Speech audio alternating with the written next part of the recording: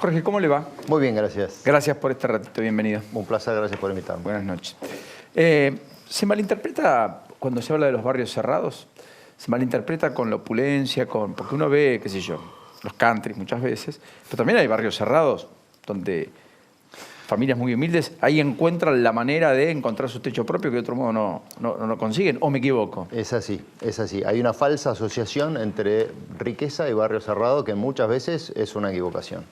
Es decir, hay en un Estado que ha retrocedido, y esto es un hecho, digamos, no es una valoración ideológica que estoy haciendo, un Estado al que le cuesta, antes estaban hablando de economía y de las dificultades para cerrar los números del Estado.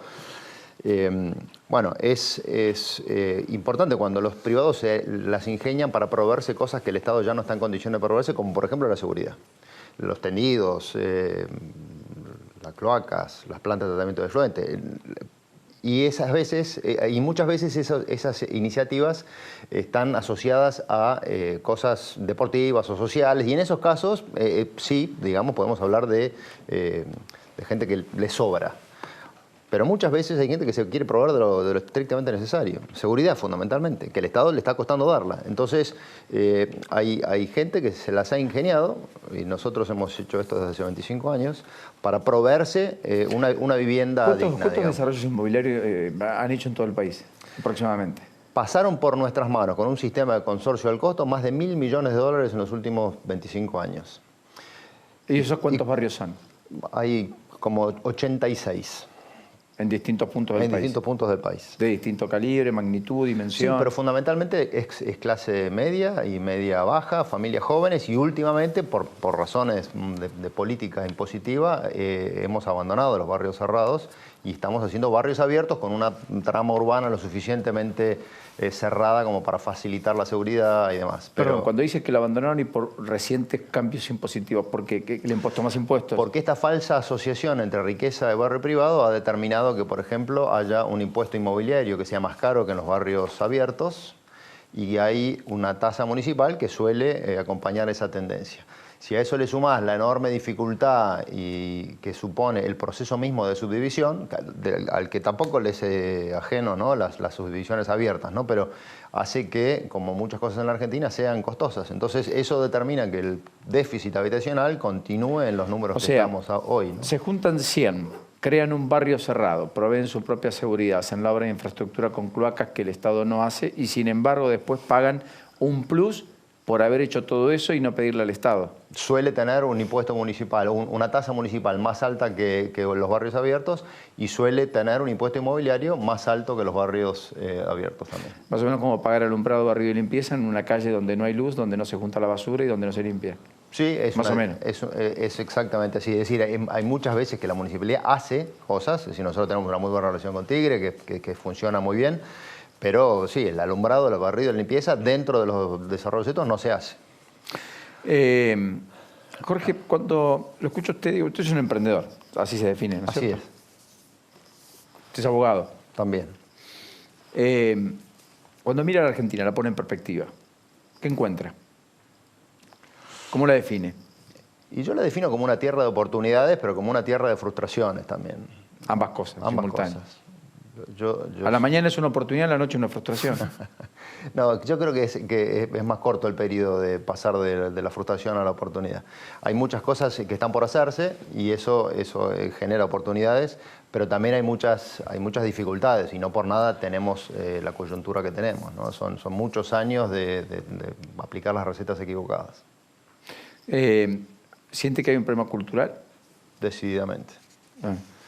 Creo que tenemos una cultura que se ha acostumbrado a que todo sea medio fácil, una cultura que no aprecia el valor del esfuerzo, del sacrificio, del estudio, en donde, digamos, la opinión calificada en materia de ciencia la da un futbolista o alguien que trabaja en el espectáculo, cosas que son trabajos súper dignos, pero como que...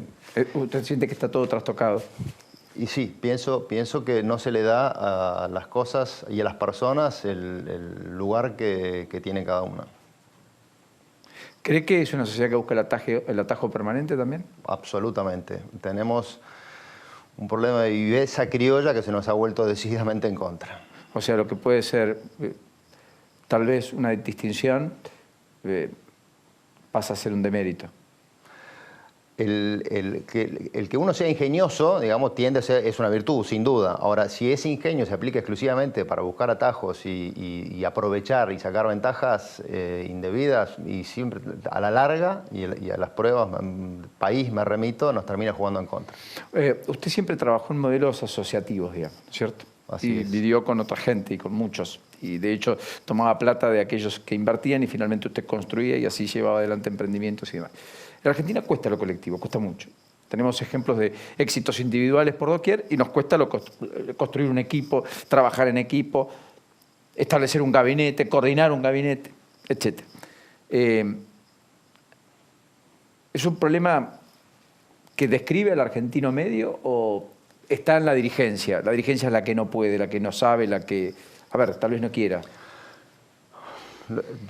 Voy a seguir con el ejemplo que di antes, ¿no? A cualquiera se le pide una opinión sobre cualquier cosa. No sé si estoy calificado para contestar eso, pero yo tengo muy buenas experiencias trabajando asociativamente.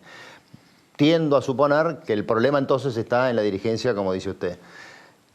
Asociativamente hemos logrado cosas que de otra manera son imposibles. Es decir, yo no vendo, sino que sencillamente proveo a la gente un andarivel para que cada uno se acceda a un producto que de otra manera resulta imposible.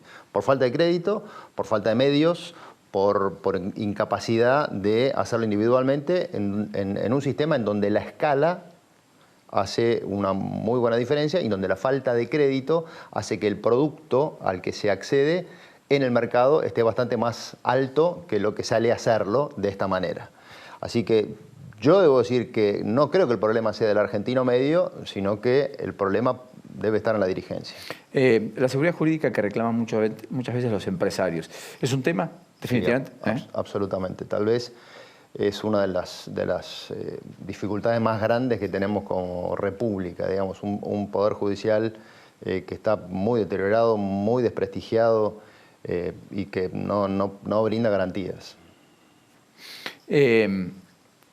Las usurpaciones, en algún momento fueron moneda corriente, la política metía la cola en algunos casos, la ley no es implacable en la Argentina, un desalojo hoy cuesta años, hay un riesgo ahí. ¿Eso es usual, digamos, en el mundo? No creo que en el mundo sea usual.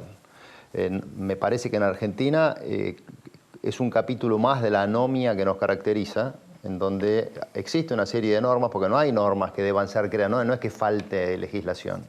El problema es cumplirla. El problema es cumplirla y el problema es a veces que hay lo que yo denomino una demagogia judicial, es decir, cuando de un lado hay una figura que aparentemente es fuerte o es superior a otra que parece como débil, como en el caso de las usurpaciones, y a los jueces les cuesta mucho hacer cumplir la ley, porque no quieren. Y además me parece que hay dos varas y dos medidas. Hay soluciones judiciales que pasan desapercibidas porque no son mediatizadas y en el momento que son mediatizadas tuercen las decisiones que de otra manera serían distintas.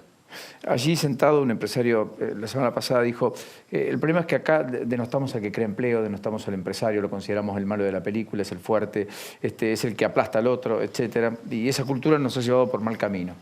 El empresario textil, de los más importantes. Digamos. ¿Usted siente que aquí no hay un... Porque, digamos, también deben estar las manzanas podridas, que a veces justifica cierto malestar, en ciertos empresarios que no constituyen en ningún caso la mayoría, quiero decir. Pero, ¿cree que hay un poco de eso en la cultura argentina o no? Hablando de esto que usted me hacía alusión de lo más fuerte, más débil. Sí, ciertamente. Uno en países como Estados Unidos... pareciera que el éxito está mejor entendido y está aplaudido. Acá, en principio, está sospechado.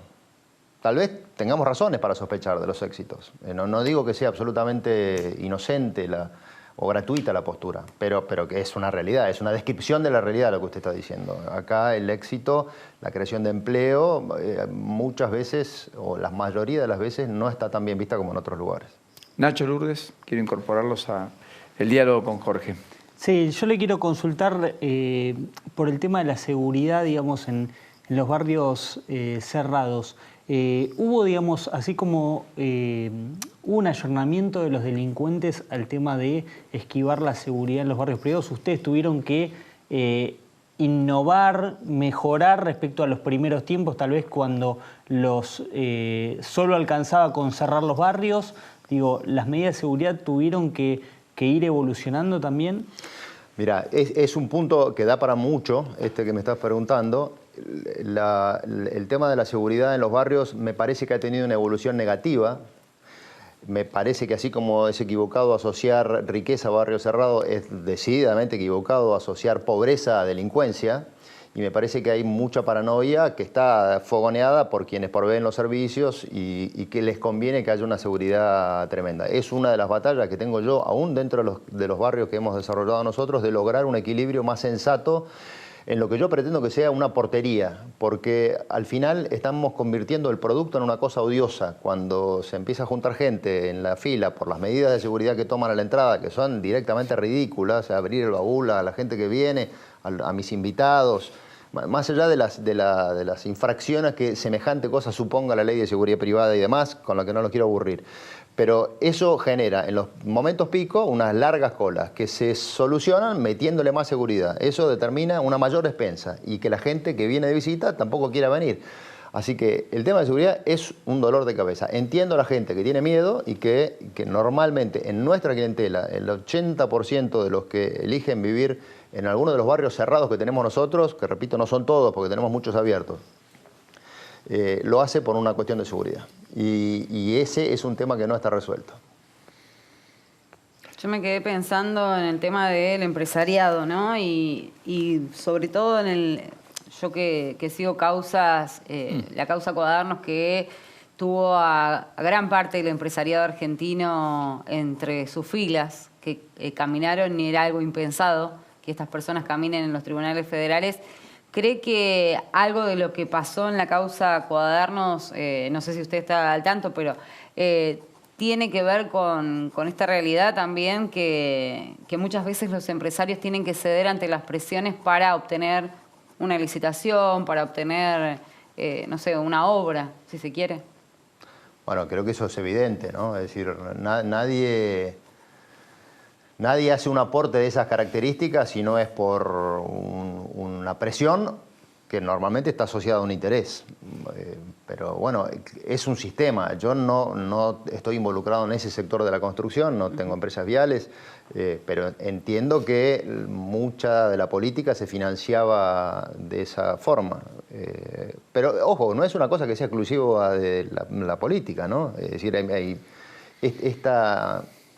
esta corrupción existe en las construcciones privadas. El arquitecto recibe retorno de cada uno de los proveedores que tiene una casa que está construyendo. Y así sucesivamente hay un montón de ejemplos. Así que creo que es un problema cultural, creo que es un problema de nuestra sociedad, creo que es un problema de nuestra falta de valores, creo que es un problema de la anomia que tenemos como sociedad y de esta viveza criolla que nos ha ido embarrando cada día más hasta llevarnos a esta situación. Y probablemente la falta de ejemplaridad, ¿no? Sí, porque me parece que desde la dirigencia, y cuando digo dirigencia no estoy refiriéndome exclusivamente a los políticos. Creo que ciertos sectores de la sociedad, entre los que me incluyo, tenemos una responsabilidad de marcar el rumbo y no hemos sabido hacerlo. Creo que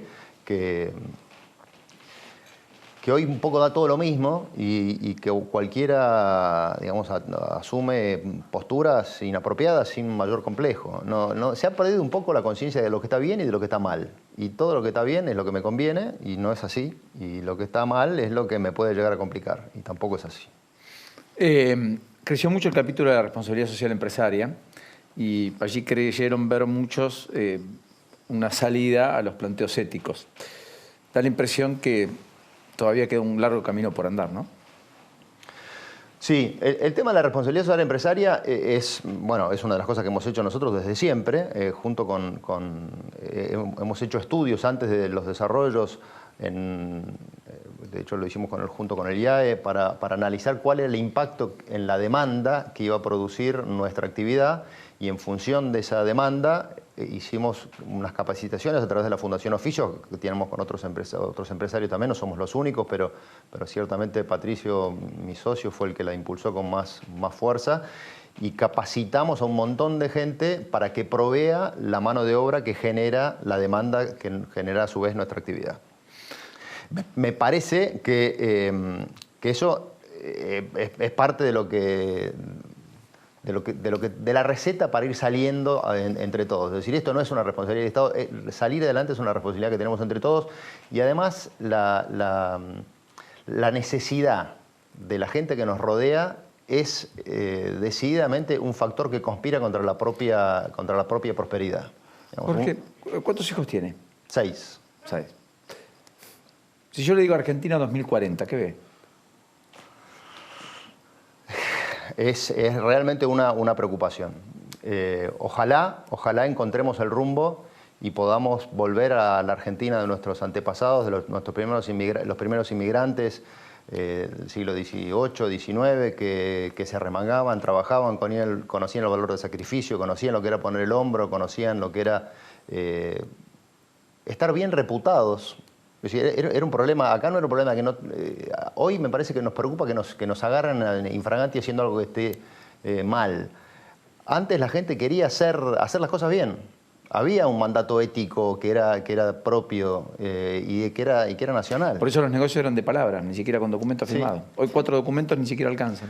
Por eso, tal vez lo que a nosotros, y hablando de oportunidades, lo que nos destaca a nosotros es 25 años de haber hecho las cosas más o menos bien, es la oportunidad que tiene uno para destacarse, porque lamentablemente el 25 años haciendo las cosas más o menos bien ha hecho que la gente nos crea. El activo tal vez más importante que tenemos nosotros como empresa en Eidico es que la gente sabe que nosotros, toda gestión humana es perfectible y también lo es la nuestra, pero que nos comprometemos a hacer las cosas bien y siempre las llevamos adelante de acuerdo a lo prometido. Jorge, hasta la próxima. Gracias por estar aquí. Gracias por invitarme. Muy gentil y buenas noches.